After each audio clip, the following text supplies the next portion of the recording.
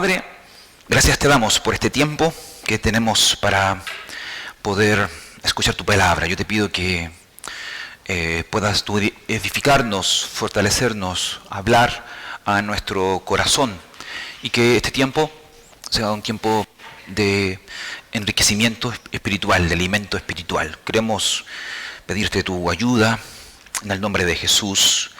Amén. Amén. Muy bien, quiero invitarles que por favor ustedes tengan su Biblia abierta allí en la primera carta de Juan. Hoy nosotros vamos a iniciar una nueva serie que se llama Viviendo como Él vivió. Voy a explicar un poquito acerca de lo que se trata esto, pero de antemano ya saben que ya hoy comenzamos una nueva serie. Y yo quisiera comenzar hoy día con una cita de una cita muy conocida de un hombre que no sé si es tan conocido. Él es Joaquín Setantí, no sé si se pronuncia bien. Él vivió entre el año 1540 y 1617. Él fue un militar, un filósofo y un escritor de aforismos español que vivió en esa edad o el siglo de oro. Él escribió lo siguiente, permítanme poder leérselos. Él dice así: no vayan por caminos desusados, sigue las huellas de los que acertaron. Lo repito de nuevo para que a ver si la captan. Dice, no vayan por caminos desusados, sigue por las huellas de los que acertaron. Yo quisiera que pudiéramos, por un momento, yo sé que esto no es un pasaje bíblico, pero me va a ayudar como introducción. Quisiera que pudiéramos intentar interpretar un poquito este aforismo, esta sentencia que busca de alguna otra manera aportar algo para nuestra vida. ¿Qué es lo que quiere de alguna manera decirnos este autor?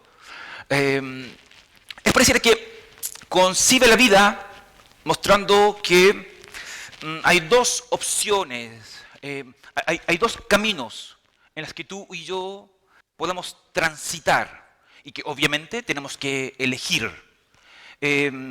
Uno de estos dos caminos va a, de alguna manera, revelar la manera, valga la redundancia, el estilo de vida que tú vas a tener. También, obviamente, nos va a mostrar de cómo tú vas a pasar de este mundo al otro. Y el primero de estos caminos, según este aforismo, es que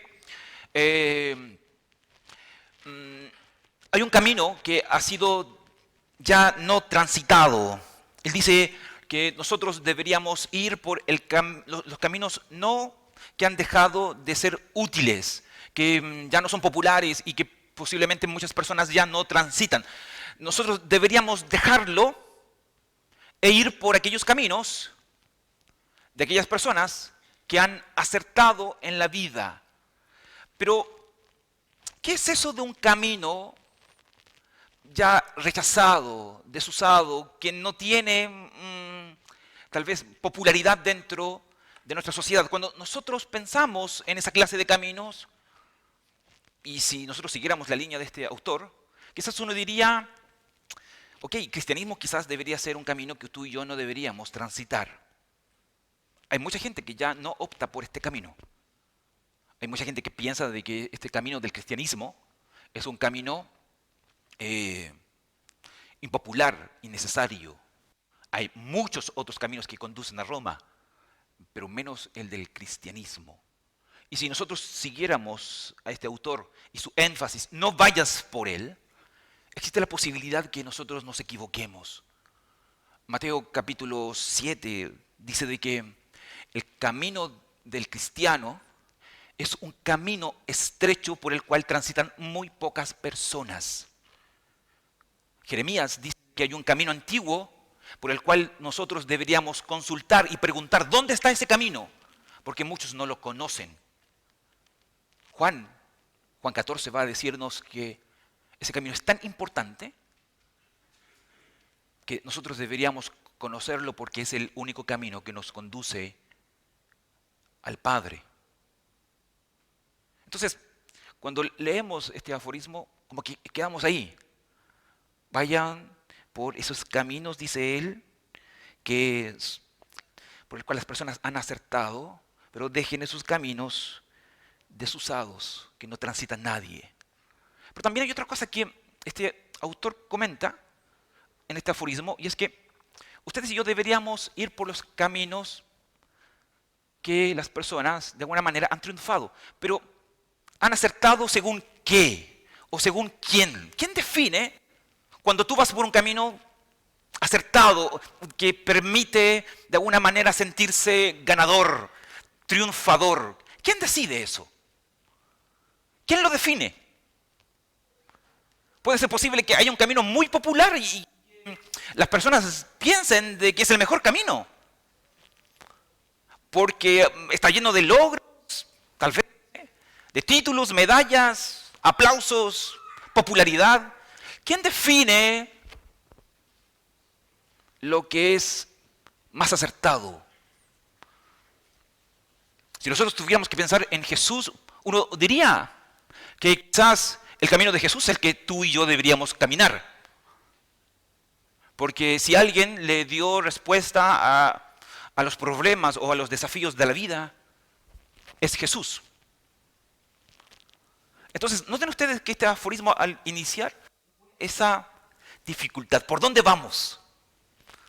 Y yo quería planteárselas a ustedes porque cuando yo pensaba en esto, yo decía, ¿por dónde voy? ¿Dejo los caminos que no son populares y me voy por aquellos que parecieran que son los que producen cierta clase de victoria y triunfo en la vida?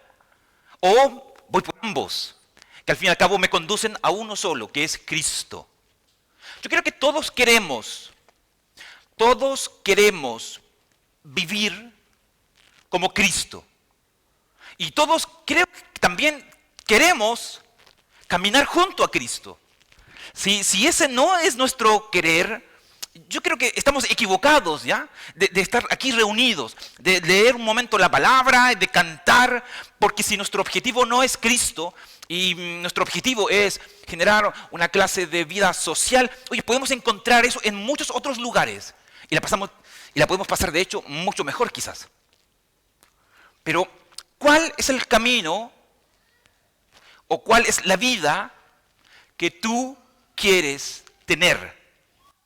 Si tu camino, el camino por el que tú quieres transitar es el camino de Jesús y la vida que tú quieres vivir es el camino de Jesús, entonces, en muchas ocasiones para las personas, este camino es un camino rechazado. Es un camino impopular y que la verdad no van a seguirte muchas personas por ahí. Pero sí, te aseguro yo algo, que ese camino te va a llevar a una vida muy diferente al de nuestra sociedad. Me imagino yo que tú quieres ser hallado en Cristo cuando tengas que morir o cuando tengas que partir a la presencia de Dios. Me imagino que tú quieres hacer eso y que tú quieres estar allí, que la gente, que Dios vea que tú vives y que intentas a través de tus decisiones, acciones, reflejar a Cristo. Me imagino que eso es lo que tú quieres, por lo menos eso es lo que yo quiero. Pero yo me imagino que es lo que tú quieres. Y si es así, entonces el camino que tú debes transitar es el camino de Jesús. Y la vida que tú debes vivir es la vida de Jesús. Y hay un texto que yo quisiera que tú pudieras mirar conmigo por un momento. Primera de Juan, capítulo 2, versículo 6. Míralo un momento. Abre allí tu Biblia y observa porque este es el texto esencial para explicar la serie que hoy día nosotros vamos a comenzar. Primera de Juan, capítulo 2, verso 6, dice: el que afirma que permanece en él debe vivir como él vivió. Observa tú este texto. Quiero que por favor lo leamos juntos, ¿ya? Si lo tienes ahí, leámoslo juntos, ¿ya? 1, 2, 3. El que afirma que permanece en él debe vivir. Perfecto. Por tanto, tú te preguntas, ¿cuál es el objetivo de esta serie? El objetivo de esta serie, que vamos a empezar aquí en Primera de Juan, y que tiene como concepto clave la santidad, en resumidas cuentas, es vivir como Él vivió. Porque es la única forma en la que tú y yo podemos vivir santamente. Nuestro propósito no es ser como el pastor, o como algún oficial, o algún predicador popular, o tal vez seguir las claves o principios de algún libro interesante, cristiano o no cristiano, que pueda de alguna manera cambiar nuestra vida. No, no, no. Nuestro propósito es vivir como Él vivió. De esa forma, tú y yo seremos y viviremos de manera santa. No sé si me siguen. ¿Me siguen, cierto?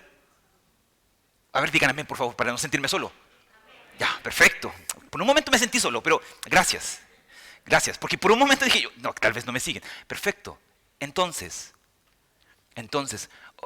la pregunta que nosotros deberíamos abordar es, ¿cómo vivió Él? Y obviamente no podemos resumirlo en un sermón. Pero eso es lo que vamos a intentar hacer al estudiar Primera de Juan. Pero hoy lo que vamos sí a enfocarnos y lo que yo quisiera proponerles es que a partir de estos 4 versos, yo quiero que ustedes entiendan que para vivir como Él vivió, lo que necesitamos es que esta vida que ustedes y yo queremos vivir se revele, se manifieste a nosotros. Es la única forma en que tú y yo podremos vivir como Él vivió. Si Él se manifiesta, si Él se revela a través de su palabra, para que podamos nosotros imitarle. Es la única forma, es la única manera. Ustedes dirán, ¿pero por qué? ¿Por qué tenemos que esperar de que Él se revele? ¿No podemos nosotros por nuestros propios medios descubrirlo? De alguna manera intentar comprender con nuestra capacidad a este Jesús de la Biblia. No, no podemos. No podemos. La única forma de poder seguir a Jesús, vivir como Jesús, es esperando de que Él se revele. Y gracias a Dios, Él lo hizo. Y está aquí. No tenemos que buscar muy lejos. Está aquí, en su palabra. Por nuestros propios medios no podemos. Y esto se debe a nuestra incapacidad. Es la razón por la que confesamos nuestros pecados. Es la razón por la que también reconocemos nuestras limitaciones. Por más que tú y yo intentemos entender a Jesús, no podremos hacerlo por nuestros propios medios. Y siempre me gusta a mí recordar un episodio de Jesús con Pedro.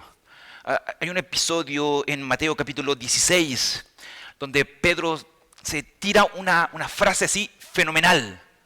Jesús está preguntándole a sus discípulos, ¿quién dice la gente que soy yo? La gente comienza a enumerar un sinnúmero de personas. Algunos dicen, discípulos, tú eres un profeta, tú eres Elías, tú eres no sé quién. Y hay varias opciones dentro de la sociedad a la cual Jesús ha estado predicándoles ya durante harto rato. Y la gente todavía no entiende quién es Jesús. Y allí Pedro dice algo fenomenal. Cuando Jesús les pregunta, yo no quiero saber solamente ahora lo que la gente dice, quiero saber qué es lo que piensan ustedes, dice Jesús. Y Jesús dice allí, tú eres el Cristo, el Hijo del Dios viviente. Y esa frase es heavy. Porque lo que está diciendo Jesús, lo que está diciendo Pedro allí es que Jesús no es cualquier persona. Es el Mesías, es el Salvador que todo el mundo esperaba. Pero Jesús dice otra cosa que nos deja noqueados, locos. Él dice, Pedro, esto no te lo reveló ni sangre ni carne. No te lo reveló alguien mortal, sino mi Padre. Nota tú. El Padre le reveló a Pedro quién era Jesús. Y por eso, en otro lugar, allí en Mateo 11, versículo 25, Jesús dice lo siguiente. Te alabo, Padre, Señor del cielo y de la tierra, porque habiendo escondido estas cosas de los sabios e instruidos, se las has revelado a los que son como niños. Entonces, cuando nosotros queremos encarar esta serie e iniciar esta idea de poder entender la vida de Jesús para poder vivirla, la primera actitud que tú y yo deberíamos tener es una actitud de humildad,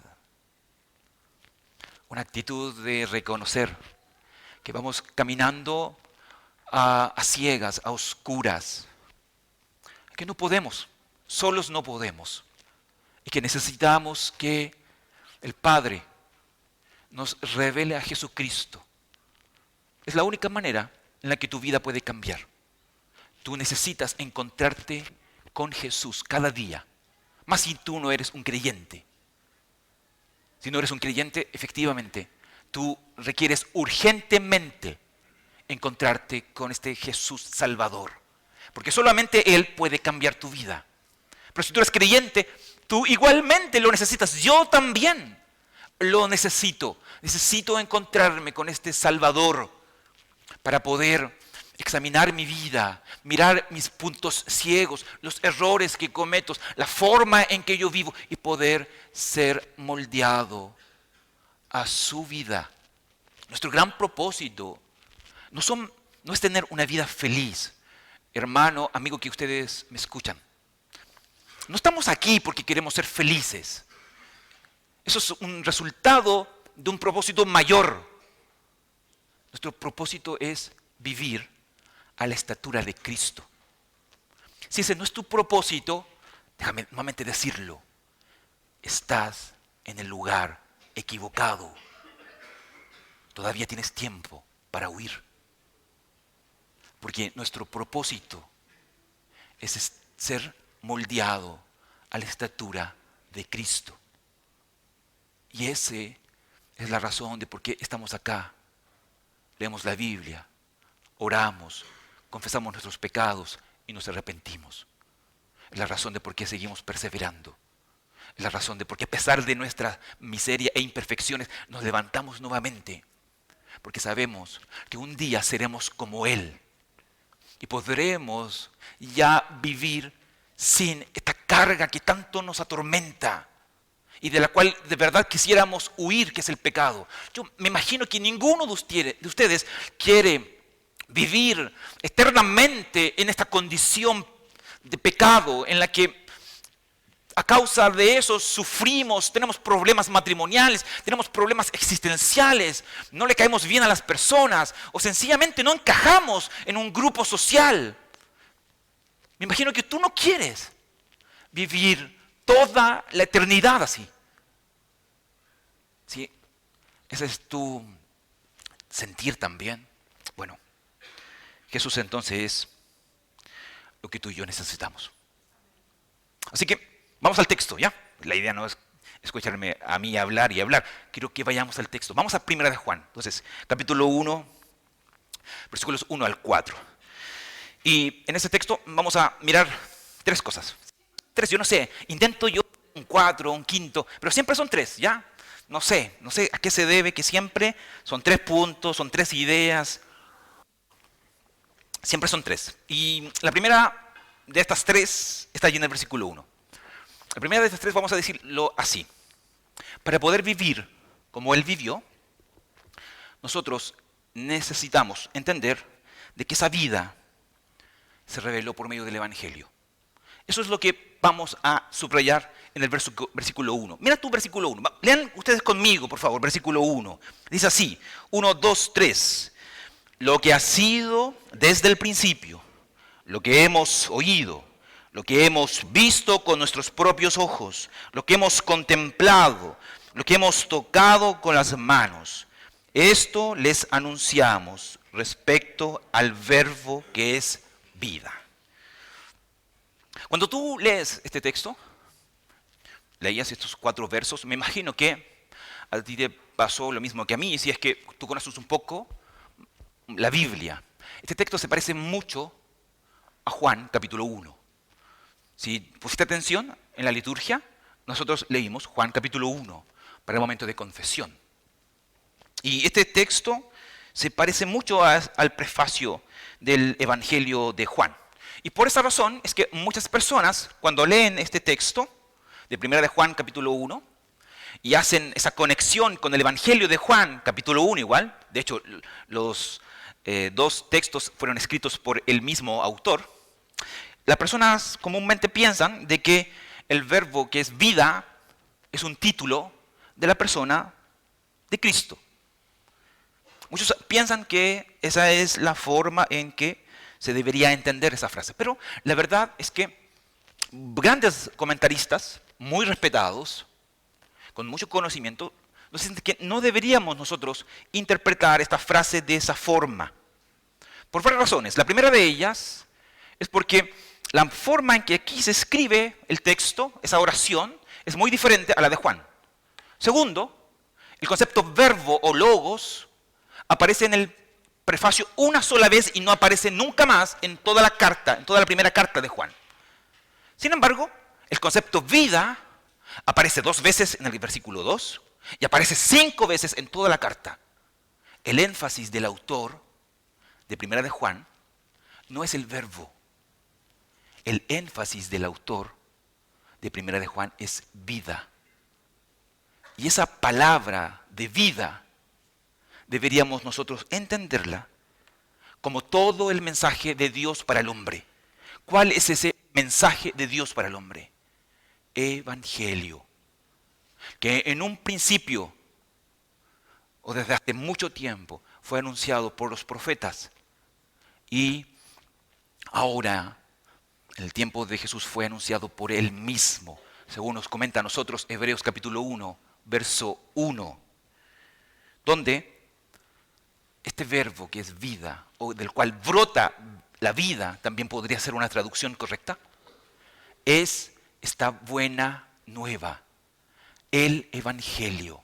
El Evangelio, esta buena noticia, es lo que a nosotros, es lo que tú y yo necesitamos más urgente. Porque esta buena noticia es lo que nos revela la vida que tú y yo deberíamos vivir. Este Evangelio, al conocerlo, nos transforma, o debería transformarnos. Y hoy más que nunca, creo yo, necesitamos volver a dicho Evangelio.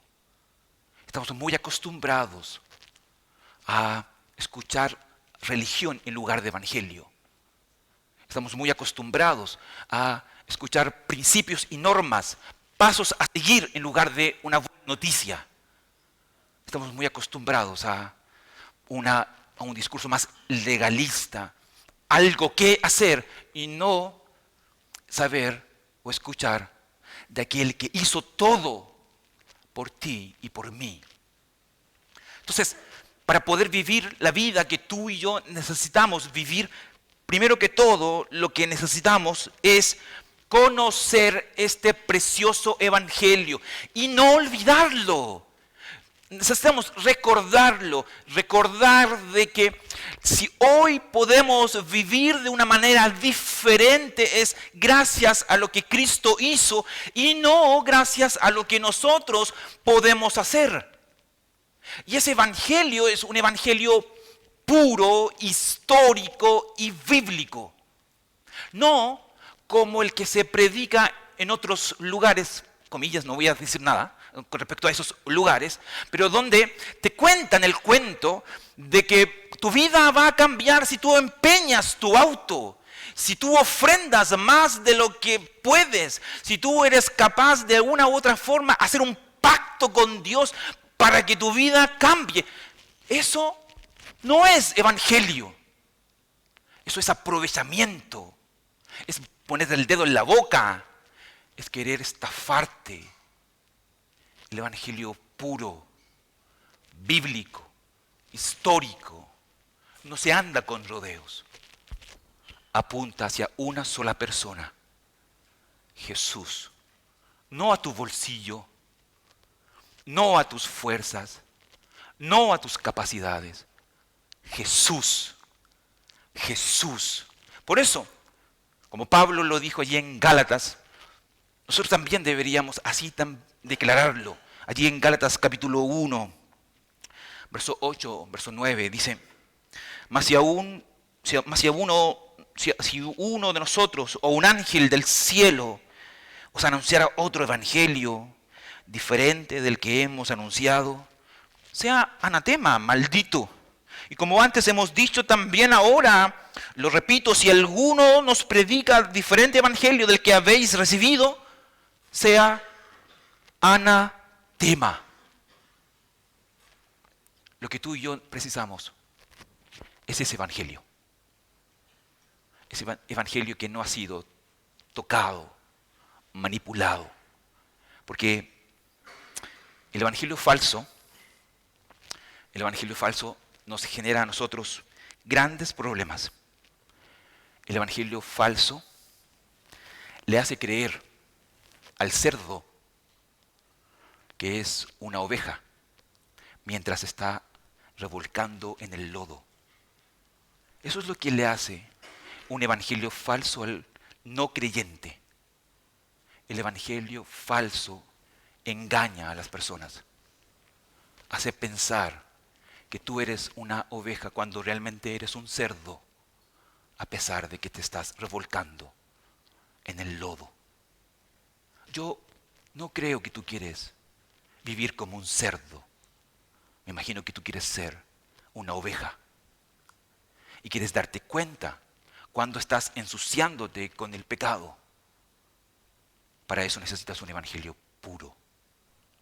No un evangelio falso que golpea tu espalda y te dice: todo está bien, nada va a pasar. No es así. Así que eso es lo primero, versículo 1. Para que tú y yo podamos vivir esa vida de Cristo, lo que necesitamos es conocer evangelio. Pero también, versículo 2, vamos al versículo 2. Abre tu Biblia, por favor. Versículo 2, léelo también conmigo, ¿ya? Para que no se queden dormidos, ¿ya? 1, 2, 3. Nosotros la hemos visto y damos testimonio de ella y la anunciamos a ustedes, vida eterna, que estaba con el Padre y que se nos ha manifestado. En relación a esta enseñanza falsa o evangelio falso que ha estado siendo tergiversado en el contexto de Juan, hay una idea que Juan va a tener que atacar durante toda esta primera carta, y que nosotros vamos a ir trabajando de a poquito, ¿ya? Pero que tiene relación, y se los anuncio de inmediato, con una negación, la negación de la encarnación de Cristo. ¿Qué es eso? Es decir, que Jesús fue verdaderamente hombre. Una de las cosas con las que esta primera carta de Juan va a tener que pelear, discutir, tiene relación con esto. Habían algunos herejes, personas que no se conformaban a la Escritura e inventaban doctrinas. Ellos decían que Jesús no era 100% hombre. Y negar esa doctrina es sacarle el corazón al cristianismo. Porque si Cristo no es verdaderamente hombre, Cristo no murió en una cruz, ustedes y yo estamos aquí dando la hora. Porque no vamos a ninguna parte. Y por esa razón es que Juan tiene que enfocarse en la verdad de que Jesús es hombre, verdaderamente humano. Y él tiene que luchar con algunas ideas, algunas herejías, donde hay por lo menos 3 fuentes. Solamente voy a comentarlo, no quiero profundizar en eso, pero si es que tú quieres trabajarlo la semana, ahí te las tiro.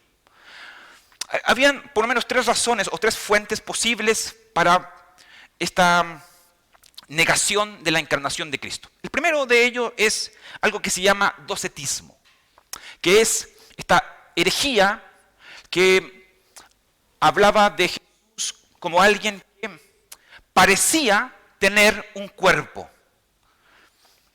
esta doctrina de alguna manera intentaba decir de que Jesús era una clase de fantasma. Él nunca tuvo un cuerpo humano real. Y hay textos bíblicos aquí en 1 de Juan que podrían estar atacando esa herejía. La segunda herejía que posiblemente Juan está atacando aquí es aquello que se entiende por el serentismo, que viene de una doctrina, o más bien de un hombre contemporáneo a Juan, que era, se me escapa el nombre, Cerinto. Cerinto decía de que el Cristo había poseído a Jesús, el hombre, en el bautismo, y se había retirado de Jesús, el hombre, en la crucifixión. Por tanto, Jesús, o más bien el Cristo, el Mesías, no había sufrido nada, porque había poseído a Jesús, el hombre, en el bautismo, se había retirado de Jesús, el hombre, en la cruz, y no había sufrido por nuestros pecados. Y aquí nuevamente Juan, más adelante, va a tratar un texto muy interesante con respecto a esa doctrina. Pero también hay una tercera fuente y última, que es el gnosticismo, donde esta doctrina tiene dos grandes principios, ¿ya? Por una parte, existe una clase de visión con respecto a la materia, al cuerpo, como algo impuro. El cuerpo es malo, la materia es mala. Por tanto, debemos de alguna forma deshacernos. El alma tiene que liberarse de este cuerpo mortal. Esa era una de sus doctrinas. La segunda era esta idea del conocimiento como lo más sublime. Estas tres doctrinas, de alguna manera, estaban reflejando en la época de Jesús posiblemente una clase de teología de Cristo muy elevada, donde enfatizaba mucho la deidad de Jesucristo en menosprecio de su humanidad. Pero Juan, aquí en este verso 2 y verso 3, él de alguna manera nos expone su derecho de hablar de un Jesús histórico, de un Jesús hombre. Y si ustedes miran el texto, hay por lo menos tres cositas interesantes que yo quisiera subrayar. La primera de ellas es que Juan dice, estas doctrinas son erróneas porque, en primer lugar, yo escuché al Cristo, yo escuché a Jesús, yo lo escuché. Así que no vengan con cuento, dice Juan. Yo estuve ahí, yo escuché a Jesús, fui un testigo de la persona de Jesús, estuve con él, escuchando sus enseñanzas, acompañándolo durante mucho tiempo. Y es importante que él diga eso. Yo lo escuché. Porque uno no quiere, de alguna manera, basar su vida en opiniones o en ideas, sino en la fuente primaria. Y Juan dice, yo fui parte de los 12 y escuché a Jesús. Pero Juan no solamente dice que él escuchó a Jesús. Él también dice en el versículo 2 que él lo vio. Y no solamente lo vio, él lo contempló. Él lo observó. Hay una diferencia entre ver y observar, entre ver y contemplar. El ver tiene que ver con esta idea de mirar con tus ojos físicos algo. El observar tiene la idea de examinar, de poder detenerte un rato y poder de alguna manera descubrir el misterio de Cristo. Él no solamente lo escuchó, él lo vio, estuvo ahí frente a sus ojos. Él lo vio allí en una cruz muriendo. Él lo vio allí también resucitado. Él no solamente lo escuchó, él también lo vio. Pero hay una tercera cosa que Juan dice, que es heavy así. No solamente lo vi y lo escuché, también lo toqué. En el Antiguo Testamento, los profetas escucharon a Dios. Pero necesitamos más que eso.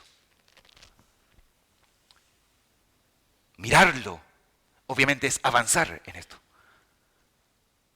Pero tocar a Jesús es la prueba máxima de que Jesús es un hombre y de que no es un fantasma, de que no es algo irreal.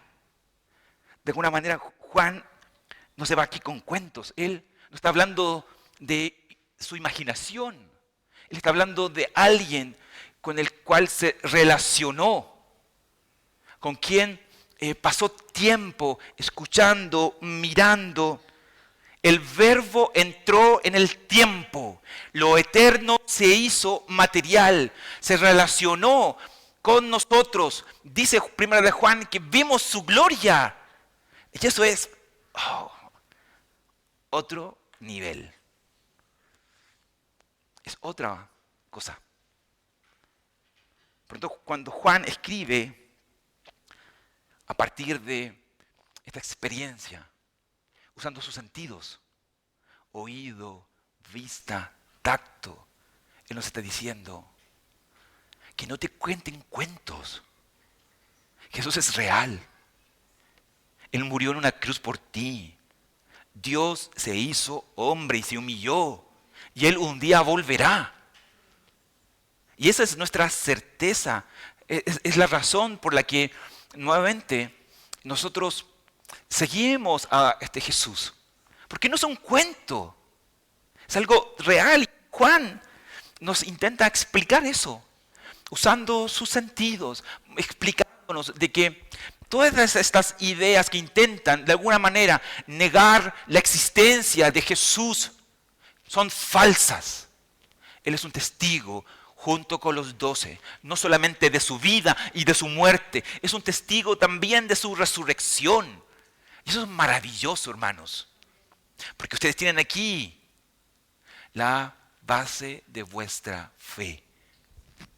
Que venga lo que venga, vamos a resucitar. Que venga lo que venga, un día vamos a vivir como Él. Seremos transformados a su gloria. Todo esto es pasajero. Nuestra fe en Cristo cambia todas las cosas. Pero una cristología defectuosa genera problemas. Y Juan lo va a tratar más adelante. No puedo hacerlo ahora.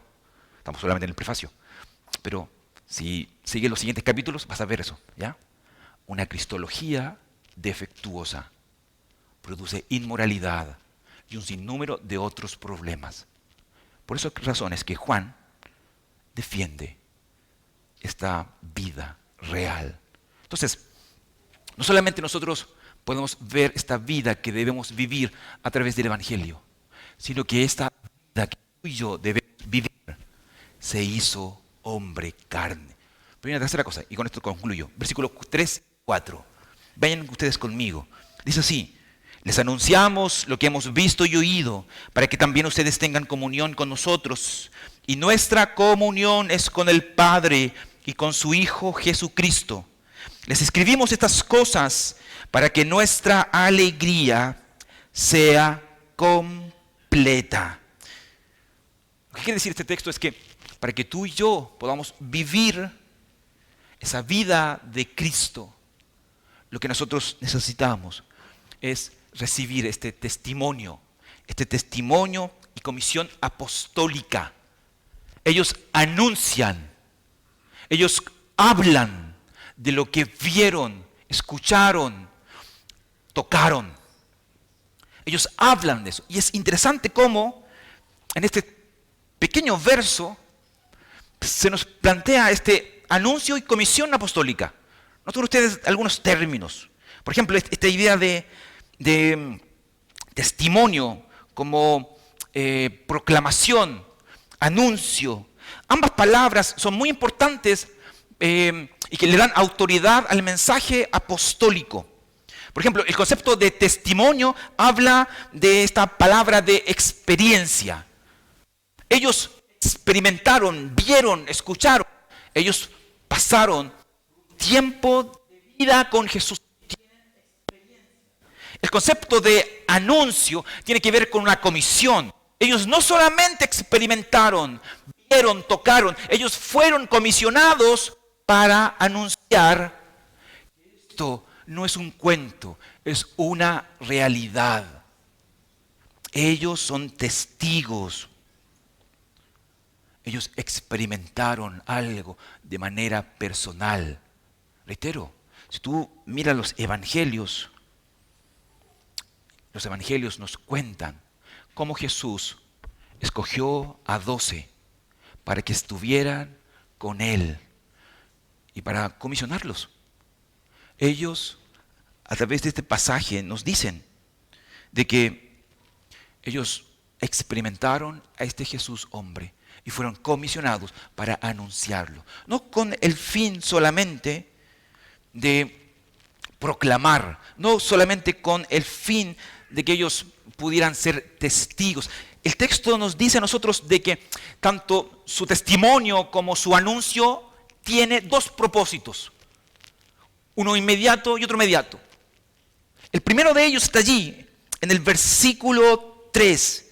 El inmediato es comunión. El final es alegría.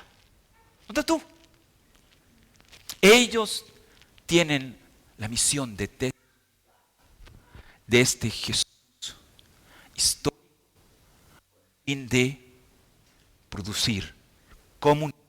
Cristo no es el que viene a separar a la iglesia. Él viene a traer comunión y viene a llenar nuestros corazones de alegría. Comunión y alegría son estos dos propósitos. Él vino para que pudiera unir a la iglesia, no para separarla. Y no para que tú estés lleno aquí de temor y de tristeza, sino de gozo y alegría. Porque este Jesús redentor, este Jesús salvador, esta vida que queremos vivir, es una vida real. Obviamente, como la comunión verdadera no es posible en este mundo debido a nuestros pecados, tampoco, lamentablemente, la alegría completa, el gozo completo, será también perfecto en medio de nosotros.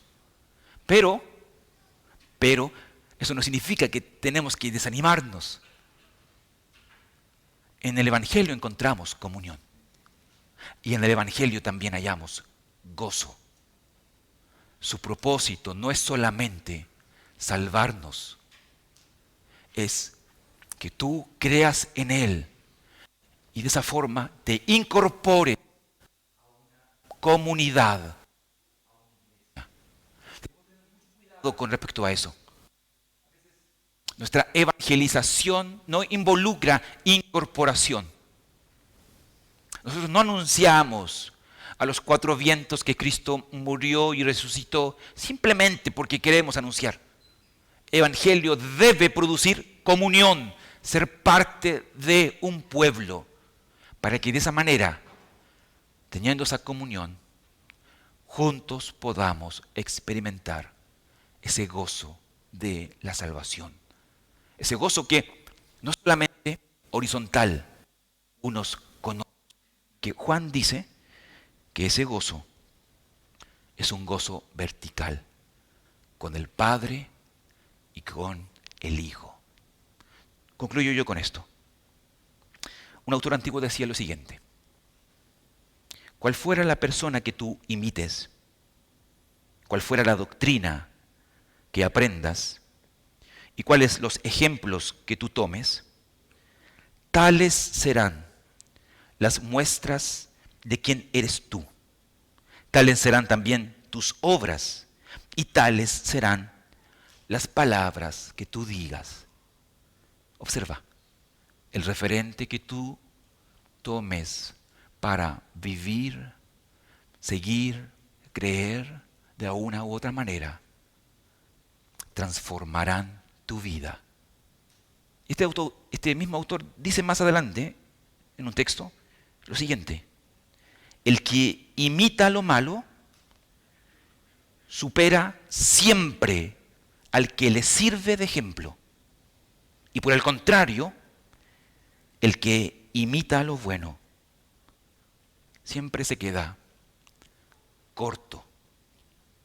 Más todavía, si la persona que tú y yo queremos imitar es a Jesús. Jesús es la vida que nosotros queremos vivir. Esa vida que estaba allá con el Padre, pero que se hizo carne, se manifestó para que tú y yo pudiéramos disfrutar de comunión y de gozo. Y eso mismo es lo que representa la cena. La cena es comunión. Y al disfrutar de ella nos llena de gozo. Porque disfrutamos de ese evangelio materializado que un día se derramó, se partió por nosotros para que podamos tener no solamente una comunión por un ratito o un gozo por un momento, sino para toda una eternidad.